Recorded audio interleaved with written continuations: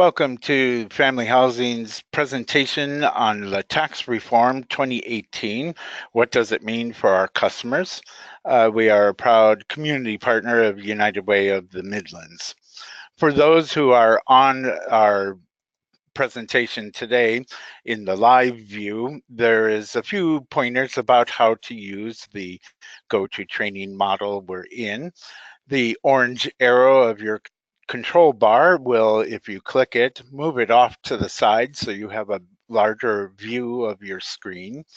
There is the option to join via audio mode using a telephone, or you could switch to use computers and mics, because we also have a chat feature in which you could write any question or comment down, and then that will be taken in order as we go along. On your control panel, there is a raise your hand feature. That feature will alert me as the presenter to know you have a question, and we'll be happy to take it. And then under the view menu, you have other options that you can arrange on your own computer for your optimal viewing pleasure. Family Housing Advisory Services is our parent agency for the Omaha EITC Coalition, and Family Housing Advisory Services seeks to create housing and financial stability for all. In the EIC program, we advance financial empowerment, asset development, and community prosperity for low to moderate income families through quality volunteer tax preparation, community partnerships, and strategies to improve savings. A few disclaimers and some guidelines for our best participation during this webinar. First, we remind you this is a public recorded webinar, so please do not ask individual questions about your situation that may reveal information about you. Instead, please ask questions of a general nature only, even if it is about your situation. The IRS has not yet interpreted any aspects of the new tax law, and there will likely be changes to tax tables, withholding guidelines, and etc. throughout this year. And therefore, much of the information we're going to review is what we know so far. There are also some legal challenges to the new law that have come up that may impact its promulgation and its effectiveness at this point. So again, we will have to wait and see. For those joining a little later, your phones are on mute, but there is a chat feature available to you should you have questions. The law is 1,097 pages long and is written in such a way that it says old section 6.2, of the paragraph 3 of the IRS code is now replaced with such and such as the norm. That's why really at this point, any interpretation about this bill is preliminary and therefore needs to be examined a little closer. The presentation that we are about is not political, but rather an opportunity to look at what is known at this time in order to help our customers, our volunteers, partners, and the general public plan for the coming year with the best available information. Resources that were used to support this presentation are listed at the end of the presentation, and this presentation has been made available for you to download after the webinar ends. You also will have the opportunity to fill in a short evaluation if I might ask you to be so kind. Let's look at some of the principal dimensions of the new law. Some of this we've heard about in the headlines and heard different things. The biggest thing is that standard deductions have been expanded, not technically doubled, as you might imagine. Under the new law, a single person would receive a $12,000 standard deduction, whereas the previous tax law would have been $6,500. Married filing joint couples would receive $24,000, and under the previous law it was 13,000. Head of household would be 18,000, and 9,550 would have been the previous tax law, a slight increase over 2017. So the new amounts look good, seem appealing, and certainly is a nice thing to consider at this point, and it looks like a lot of money involved. The additional standard deduction for elderly persons over 65 and the blind remains at $1,300 for a married filing joint couple or $1,600 for single filers, which would be added to their new deduction amounts. So if I was single and blind, I would be having a $13,600 standard deduction, for example. Some of the impacts on that, though, are that it will be more difficult to itemize deductions. So if I was a single homeowner that normally deducted my home mortgage interest, property taxes, charitable contributions, state income taxes, and other things, my previous threshold would have only been in the 6,000 range, 6,050 for this year. But it would have, now I will have to exceed over $12,000 of deductions in order to itemize. Personal and dependent exemptions, however, are removed in the new law, and that will result in a higher income for some people. For example, a married couple with 2 children currently will take away from their income before tax $24,000 in the standard deduction. If under the previous law they weren't itemizing, they would get $13,000 plus $4,100 for the 4 members of the family. So their income will, taxable income will actually result a little higher than under the current tax law by not being able to claim those personal and dependent exemptions. There are agreements for sharing dependents for certain divorced or separated couples that will have more complications for available credits in the coming year as well. The one thing about the passage of a major change like this in tax laws, the devil is always in the details. And some of those details have yet to be examined or come under anybody's attention at this point. The tax brackets have generally been identified, but once again, as Congress sets these parameters, the IRS and other regulators have to develop the procedures around them.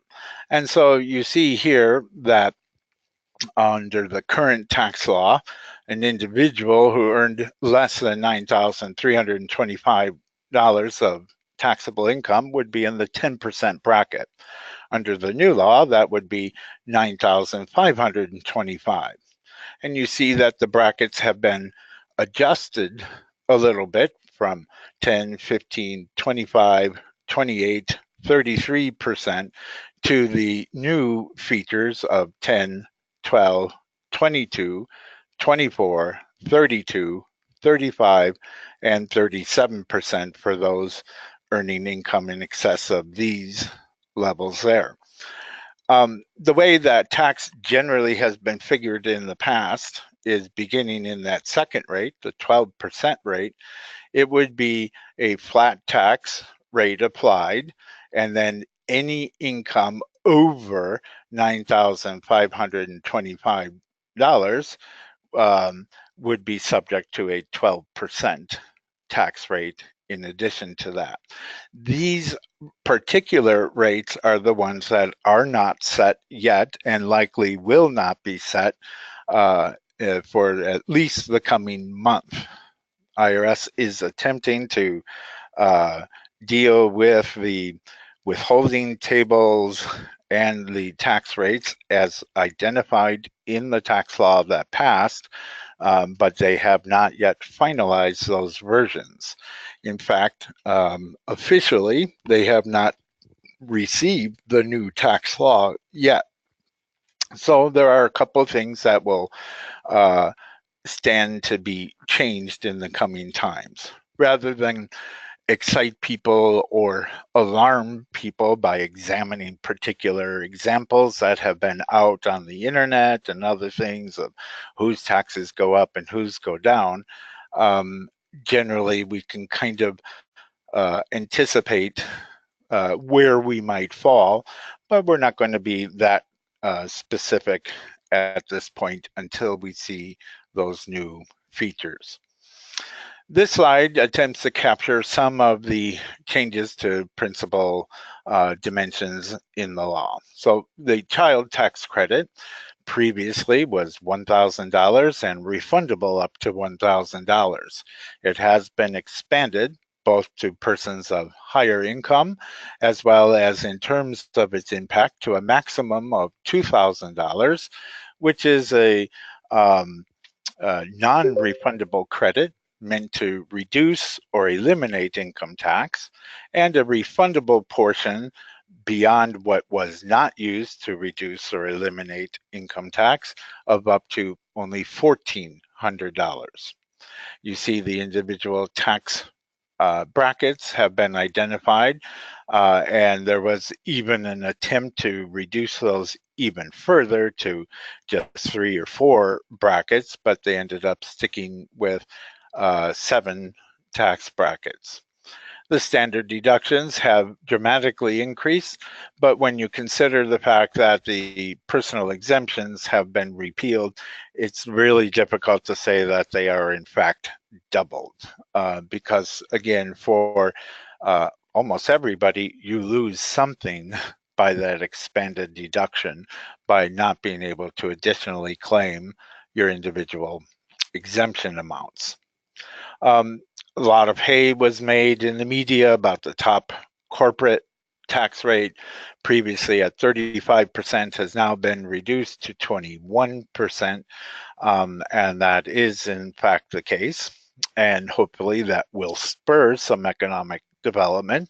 That was the intention of the authors of the bill, to reduce that and encourage greater corporate activity in the economy, but that will remain to be seen how that actually is carried out. Pass-through income used to be at the same as an individual rate. So for example, as a self-employed contractor, depending on where my income tax bracket was, that's what I was taxed at.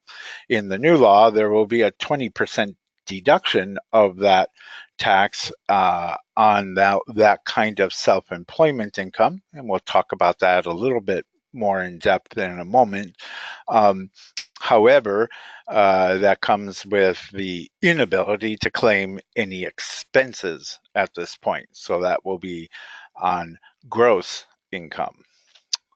The alternative minimum tax, which previously had been a perennial tax monster that needed Congress's attention, and then was patched through the current law at these rates, now has increased an individual exemption for that and repealed the alternative minimum tax applied to corporations. Most of the customers that we serve were not impacted by this because the alternative minimum tax comes on certain estates and higher incomes and higher rates of sale of stock and things than we normally see. As mentioned, the personal exemption amounts have been repealed. The state and local income taxes were always deductible as an itemized deduction and now have been capped at $10,000 in the new law. So that really won't affect any kind of change for us, except the greater difficulty with the higher threshold to be able to itemize deductions. That will eliminate for some people that incentive to garner receipts and keep those as a means of lowering your taxable income. Same for mortgage interest. The deduction was allowed up to a $1 million limit, now has been reduced to $750,000. So potentially any of our customers that might be able to itemize will not be affected by that. So not so bad as was feared and was rumored in the media as the bill was being written and discussed, largely still behind doors, not in a public way. But at the end of the day, reason seemed to have prevailed overall in this approach. There are certainly family incentives with the expanded child tax credit that will help some people, and it helps some people whose dependents maybe don't qualify for that child tax credit because their children are now reached age 17, but there is a provision for a $500 non-refundable credit for a qualifying dependent other than your qualifying children, such as caring for a disabled sibling or an aged parent. The rules for who those qualifying dependents are have not been clarified. And so we're not exactly sure who would be eligible for that, but at least that provision is one of the newer giveaways, if you will, for people of our income range and general service population. The loss of dependent exemptions will be a major blow for many, many people, however, because they will not be able to manage their own expenses and use that to reduce their income with such a higher standard deduction. The final version of the bill removed provisions intended to curb abuse of the earned income credit, which would have further burdened low-income people especially. And so at this point, it appears that earned income credit remains unchanged as to the current law. Same three categories, probably an indexed increase, usually to the consumer price index each year that allows people to still claim that credit for taxes that they've already paid through their generally low wage jobs. When it comes to itemized deductions, it will be more difficult, as mentioned, for people to itemize their deductions. However, the new bill does include a medical deduction exclusion reduced to only 7.5% of the adjusted gross income rather than the current 10%. So if I earned $30,000 in order to claim medical deductions, I would have to exclude $3,000 under current law in order to claim any dollar beyond that of medical bills. The new law does identify that reduction applies to 2017. However, on the word of IRS, that is not set yet for this year. In fact, we'll talk a little bit later about the current tax year and what people can anticipate for this year and what changes there are. But that one has not been identified as an allowable deduction so far by IRS. Tax, interest, and charitable contributions are still deductible, and with those limits as previously mentioned. However, that's won't affect, again, the people we serve.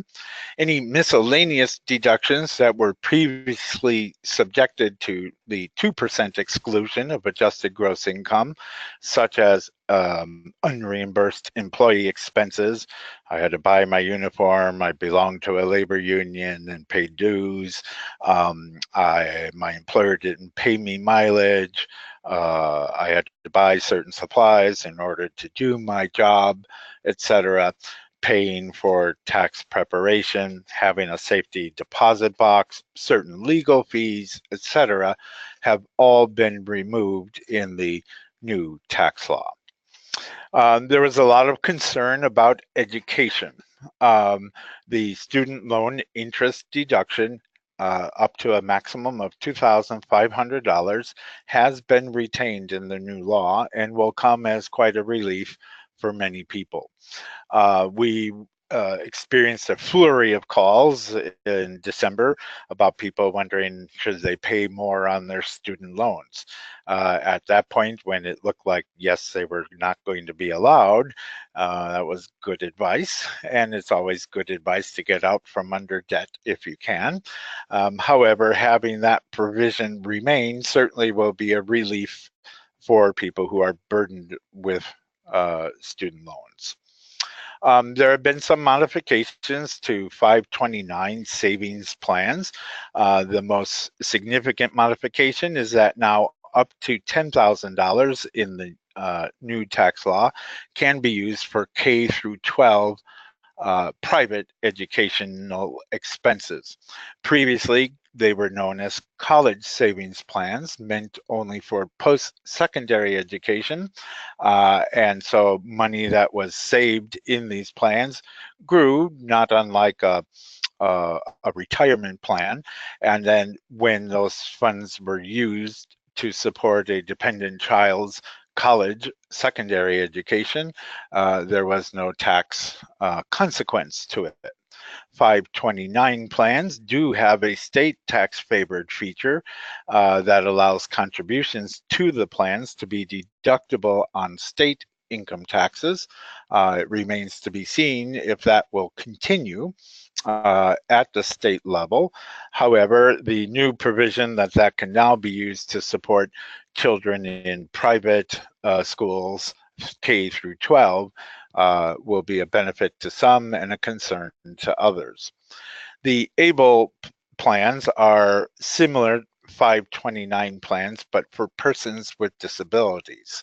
And so families who are caring for a child who has a significant disability could save money in these plans in the same kind of way like a 529 or a retirement plan.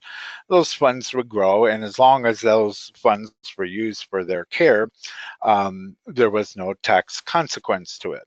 The change in the new law now counts that income as a resource towards other benefits that that disabled person may be receiving, and makes those distribution of those funds as taxable income as well.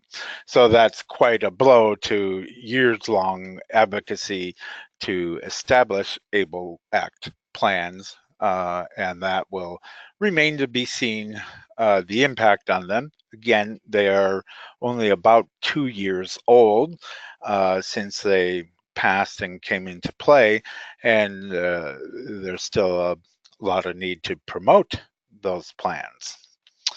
The tuition and fees deduction has been removed as an adjustment to income, although the education credits are retained, especially the American Opportunity Tax Credit, which is for the first 4 years of post-secondary study. That is both a non-refundable credit up to $2,500 based on eligible expenses, and a refundable portion of 40% of education expenses up to a $1,000 refundable credit. So that's good news. Additionally, the number of graduate students were concerned that their teaching internships would become taxable income, and that has not been changed either.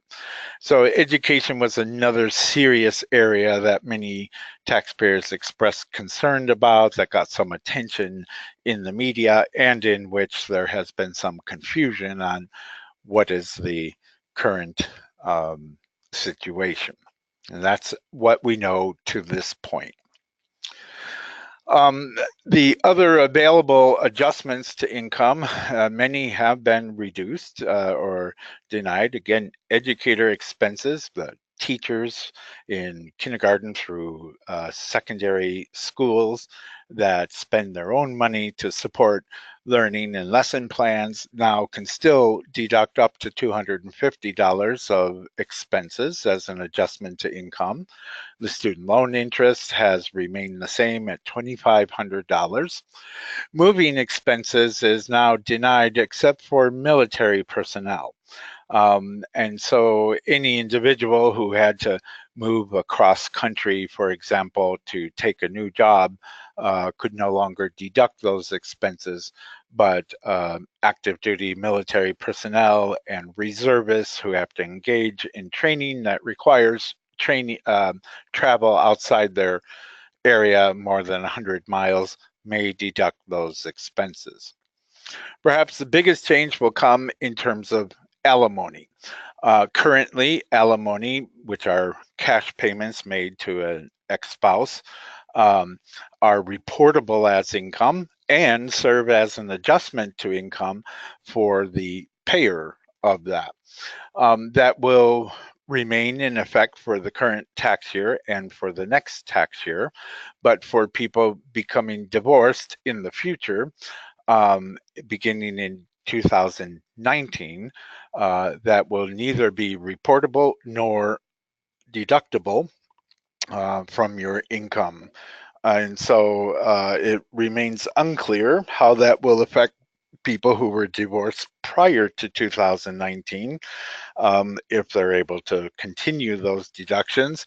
The intention in the law indicates that that likely will disappear, as it is given a later effective date as a means for people to adjust to that new reality. So that will probably impact a lot of negotiations and future breakups of marriages and division of assets. At this early stage, it appears that individual contractors, small entrepreneurs, and sole proprietors would be treated as pass-through income when filing a Schedule C on their tax return.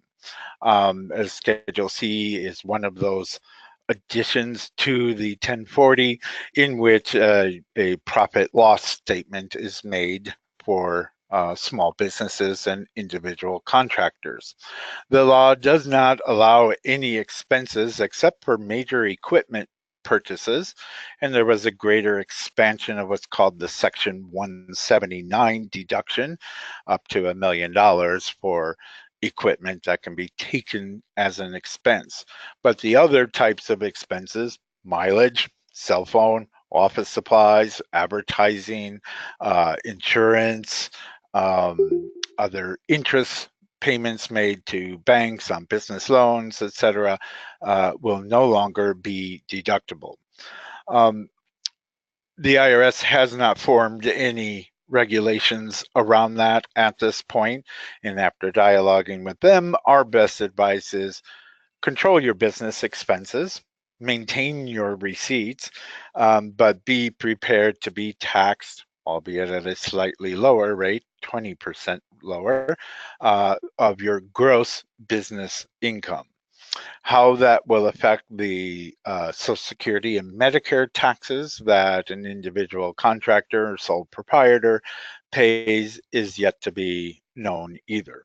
And Social Security and Medicare are the next targets of the Congress as they begin to deal with the fact that this tax law is going to create a $1 to $2 trillion additional deficit for our country, and so how to reduce expenses is still on their horizon and within their bailiwick to attend to. So lots of emerging information on that in the coming months, we believe. So again, now our best advice would be to tell people to control your expenses where need be prepared to pay additional tax on your self-employment gross income, but nonetheless keep those receipts for the short term. A lot of hay made about the Affordable Care Act and its quote unquote repeal in the new tax law.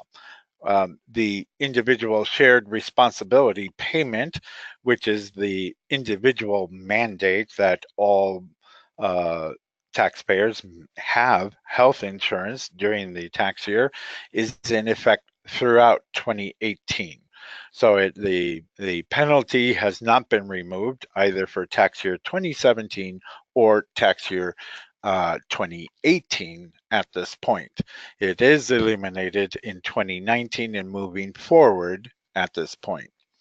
It's unclear what insurance plans would be offered through the federal marketplace. There will still be a federal marketplace, but subsidy payments towards paying those insurance premiums have been eliminated by an executive order. This may further limit the enthusiasm of insurance companies to participate in federal marketplace, which means that by 2019, we may have more uninsured people when they no longer fear that individual shared responsibility payment. Currently, that payment is 2.5% of income or a minimum $695 payment per adult and $347.50 payment per dependent on the return, whichever is greater. For 2017, for this tax year that we are about to embark on, people must report their insurance, any subsidy payments received from the marketplace in tax year 2017, and they would have to pay the individual shared responsibility payment if applicable. So we heard anecdotally last tax season, lots of people saying, well, Trump got rid of that. I don't have to pay it. Yes, you do. And you will for another year yet. And that would be a clear message to tell people to prepare for by having insurance. For taxpayers who use an individual taxpayer identification number and they claim foreign-born children who also would be using an ITIN number, they would no longer be eligible to claim the child tax credit or additional child tax credit in tax year 2018. ITIN filers already are denied earned income credit and many other credits, but could previously claim the child tax credit for any of their children, dependent children, living in the U.S. There are no changes to these claims for tax year 2017. And again, there's been a series of misinformation in the community about this already. So if I file with an ITIN and my child has an ITIN, I am still eligible for the child tax credit and any other credits at this point. Next year, that remains to be seen. However, if many people with the mixed immigration status, sometimes the parents still have an ITIN, but my children are US born, it appears that you would be able to file and claim the child tax credit in that situation. The Protecting Americans Against Tax Hikes Act of 2016 already made numerous changes that denied amended claims for denied credits once a taxpayer has attained a valid Social Security number and or finished that adjustment process in the immigration system. Some interpretations currently being considered is that the PATH Act denies taxpayers using an ITIN for any and all tax credits. So again, there's a need for clarity and regulations to come forward from IRS regarding this. In the short term, and for this current tax year, things are as normal. And so people should be confident in being able to file and legitimately claim tax credits they are eligible for. A big question about the federal tax law is how will the states react? No state has issued their tax return for 2017 yet, or any indications of what they are thinking for 2018. No state has indicated withholding rates or issued estimated tax vouchers for 2018 yet. Again, waiting to see what rates will be identified by IRS in the coming year. This is a significant concern for some taxpayers already and for many states. Most states are coupled with the federal return. Um, and that means that the state standard deduction is the same as the federal deduction. Will states want to allow taxpayers to deduct $24,000 from their married filing joint return? Because that will significantly cut into state revenue, is not sure. And so one thing is that they will be waiting for IRS to make those determinations before states publish that.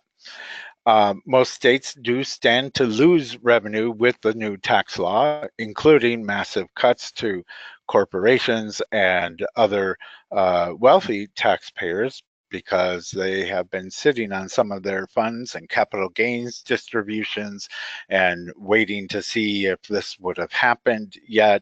And now that it has happened, as they turn those in, they will be taxed at a lower rate. This stands to create further budget issues for states. As a result, we likely will see raises to state income taxes, property taxes, sales taxes, and other taxes such as occupation taxes, restaurant taxes, and other things in the coming year. It is just an unanswered phone at a state office of revenue at this point. So there likely may even be a delay in filing this year, because while IRS has identified the start of tax season as January 29th, no state returns have been released yet. And as we get closer to that, that will be even more challenging. Some possible impacts to all of this. Most of the law is generous to corporations and the wealthy. We heard about that in the media. That's honestly the truth in the law.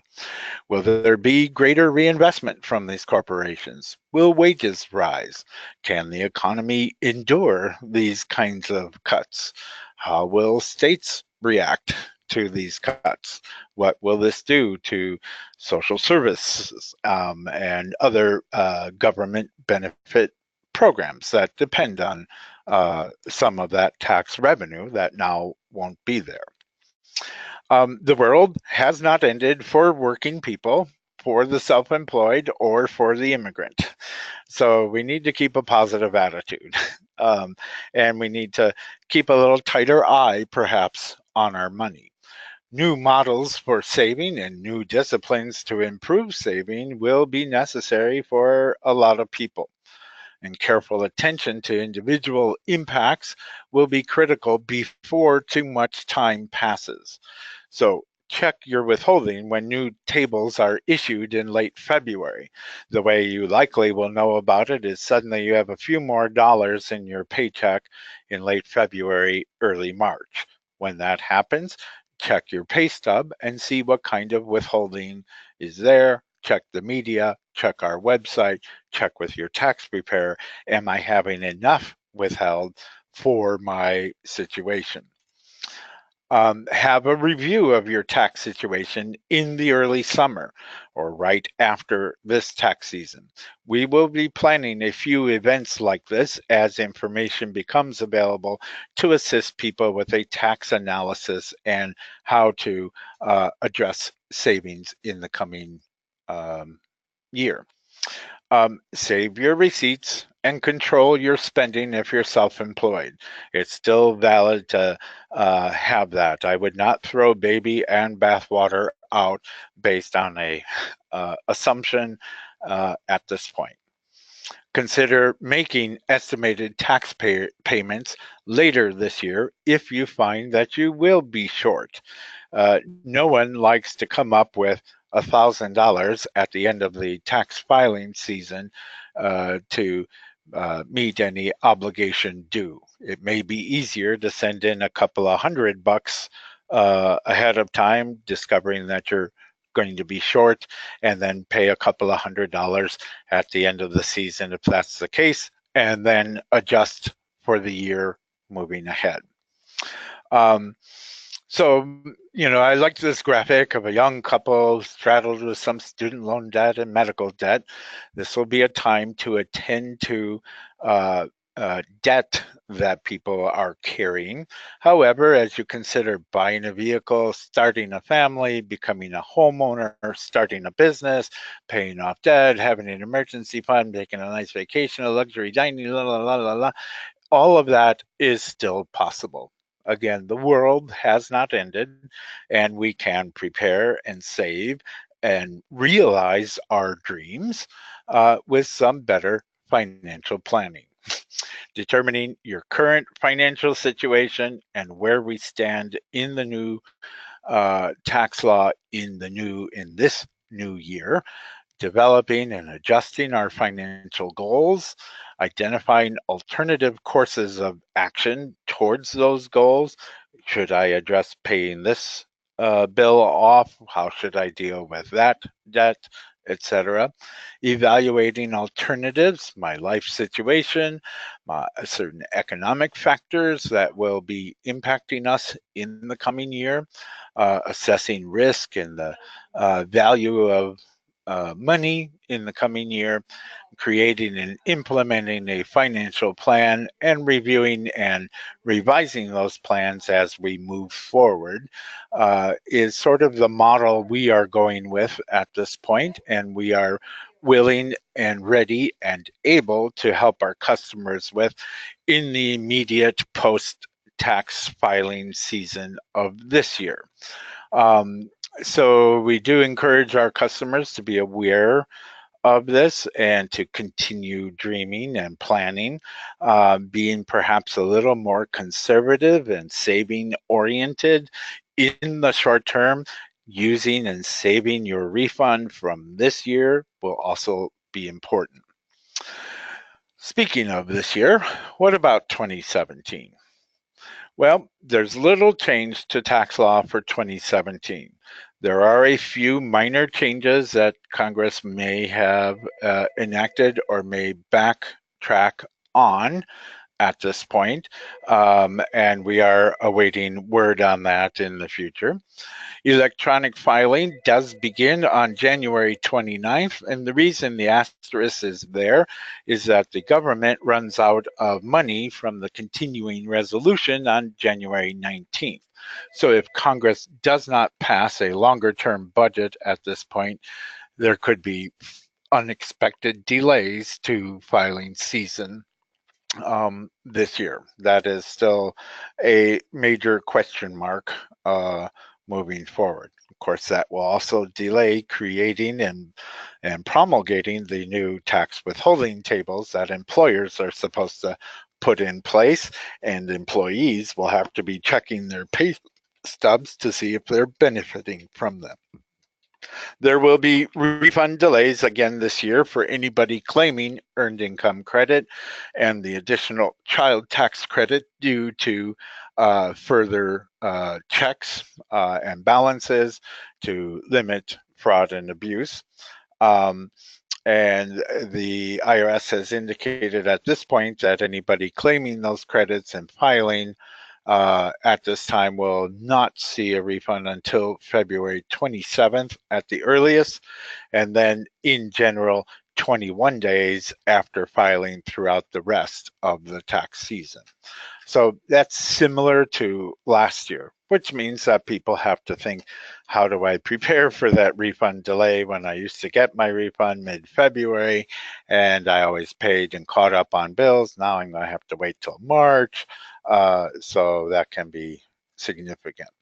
There are new requirements that require photo identification when you file your tax return, and most software programs now require a checklist of which identification was used to file your tax return. And so we will be issuing alerts for our taxpayers there's always another option. And for our volunteers who happen to be listening to this webinar, we will also cover that in our January update sessions in more detail. Be aware of tax scams and avoid refund anticipation products. There haven't been a lot of commercials from the commercial market on TV, radio, etc. at this time of year. They're starting to come out. The highest refund anticipation product I've seen so far is about $3,000. However, there are some issues with um, eligibility for credits with the refund delays. If I happen to not become eligible to claim that earned income credit, or my ex filed the child before I did, and X and Y happens, that creates a delay, I could run into significant issues there. There's also an immense amount of small print this year that we have not been able to read on those products yet. And so our best advice would be wait it out. Get every dollar you're eligible for, claim and file correctly, and go with a certified preparer. Ask questions of your preparer to be sure that they know what they're doing to help you best.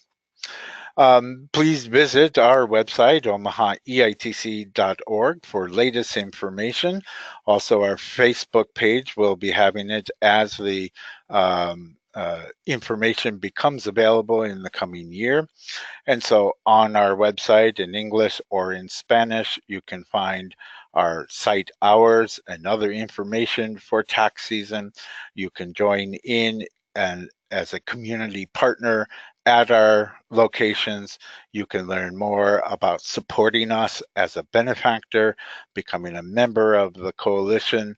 And of course, this is where you will find our recordings of our webinars. And so our next featured update to our website will be the this recording from this webinar and the one in Spanish later today.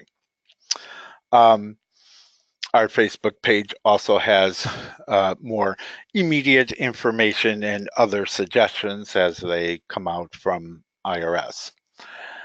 This presentation relied on Wolters Kluwer's special tax briefing of 2016 for some of the slides and panels.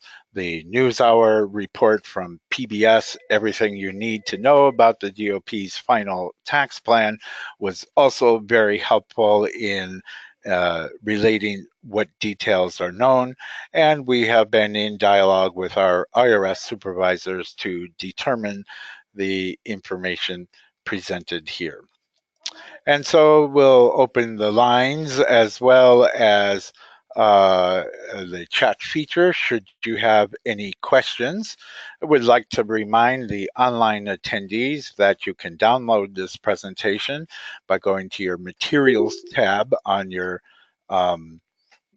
panel, and that you will receive a short evaluation after the webinar has ended. So let me open the phone lines now, just in case someone is using the telephone. If you have any questions, you certainly may raise them now, and welcome to take them.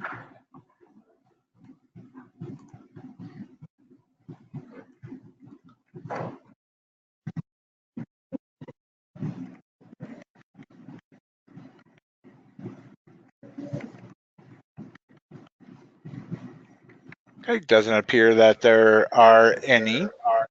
I'll put back on mute to avoid echo. And let me just end then by saying here is our contact information for our tax team at Family Housing. More than happy to answer your questions. Again, look forward to our identified dates for a tax analysis in the immediate post-tax season. Special attention for self-employed individuals, and any further updates as information becomes known. Thank you for your attendance, and feel free to contact us with any questions you may have, and we'll end the recording and end the session. Thank you.